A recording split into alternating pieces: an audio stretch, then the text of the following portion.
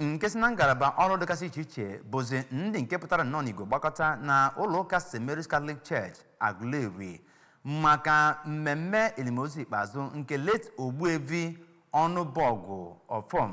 ma bụrụkwazị nke a nọrọ n'ime ya gosipụta mmemme omenala dị iche iche tinyekwara mmọnwụ bụ nke agbara late Ogbuevi Onukwube bụzi onye nke gbara afọ 80 ma bụrụkwazị onye nke na-akọ ọrụ ugbo onye nke na-achịkọbakwazi amụma azụmahịa ma bụrụ onye nke nyekwaziri ụmụ ya ọzụzụ n'ụzọ pụrụ iche ha wee luo na agụmakwụkwọ nke mahadum o metụrụ ndị mmadụ aka mgbe nwetara atọ nke o ji wee bụrụ onye ndu na onye nke na-eweta udo. Gabe Alokwe bụzi onye nke gara ebe ahụ n'aha ụlọ mgbasa ozi ABS.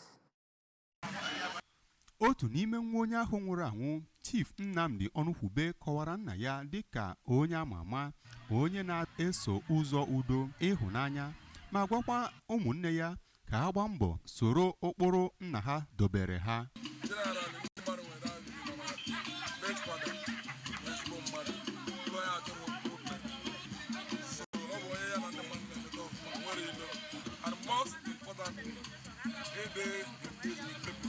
Onye eze ọdịnala nke Eziagụlotu Igwe Lawrence Nwofia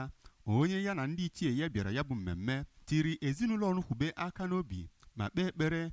na ọnwụ nna ha ga-ewetara ha ihe ọma na ezinụlọ ahụ.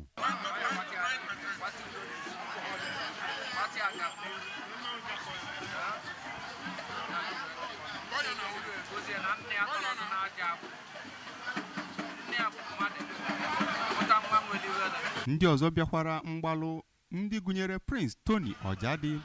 nakwa Chukwukelue Chukwuma kwuru na ha bịara ịkwanyere onye ahụ nwụrụ anwụ ugwu n'ihi na nwa ya nwoke bụ onye ama ama.